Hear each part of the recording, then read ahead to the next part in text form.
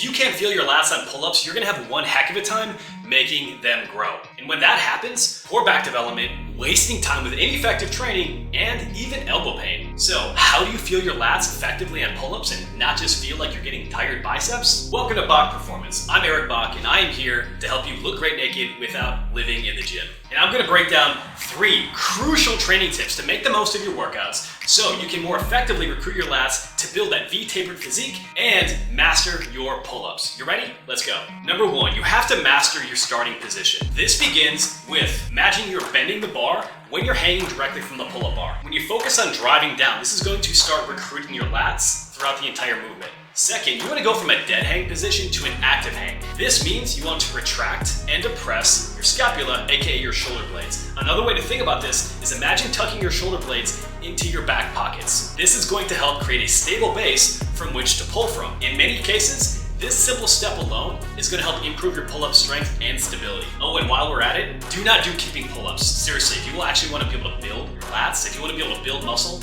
instead of looking like a fish that's out of water, well, start each pull-up with perfect position. Kipping pull-ups are not real pull-ups. Tip number 2, drive your elbows down, not out. When you flare your elbows out, you're gonna notice how much your arms start to take over. Your biceps will definitely get sore, but it's gonna leave a lot to be desired when it comes to back development. Now, one of the cues that I love to give to all of my clients, when you're doing a pull-up, imagine driving your elbows down as if you're taking your elbows and trying to tuck them into your pockets. I like to think about my hands just being hooks, and all the movement comes from driving the elbows down. When you do this, you're gonna start to effectively recruit those lats for much better back development. Tip number 3, ditch the half reps. What we wanna do is we wanna control every inch of the rep and feel the muscle contract. If you're just racing through your reps, you end up starting doing partial reps, going to just 90 degrees or so, and rushing through where we do not have eccentric overload. If we want to be able to build a muscle, we need to create both mechanical tension, so heavy weight through a full range of motion, and metabolic stress, aka the pump. If we just go through with partial ranges of motion, we're never going to be able to create the muscle building factors that we need. And specifically, if you're trying to improve your mind-muscle connection with a muscle, if you go too fast, your ability to actually focus on recruiting that muscle is going to go down. Now, you might be wondering, isn't that bro science, a mind-muscle connection?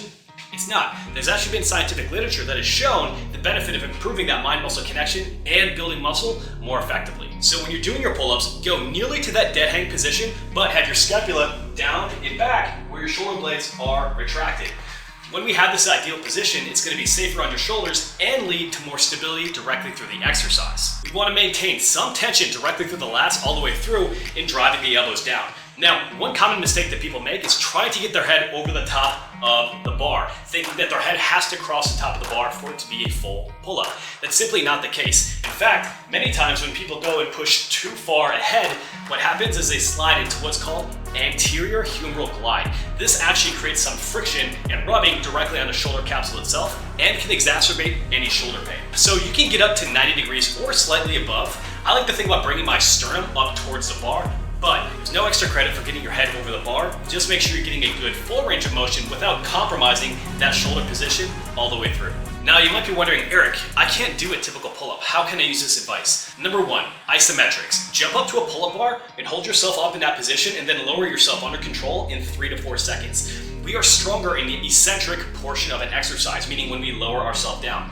So by getting up to the ideal position and then taking these same cues and focusing on them while lowering under control, we create what's called eccentric overload that is going to build strength. Over time, we can get stronger, and by extension, we can work our way up to full pull-ups with a better mind-muscle connection. Number 2, if you have access to a lat pull-down, these same cues work incredibly well. Again, a lot of people on a lat pull-down typically feel their biceps, not their lats, specifically because they do not focus on the elbows down type of cue. So take these same exact cues, apply them to a lat pull-down, and you're gonna more effectively recruit your lats on that exercise. Then number 3, if you have access to be able to do a jackknife pull-up, this is a great exercise. It's somewhat of a cross between an inverted row and a pull-up. What this allows you to do is it allows you to hit a quasi-vertical movement to recruit the lats more effectively, but you have more control through that full range of motion.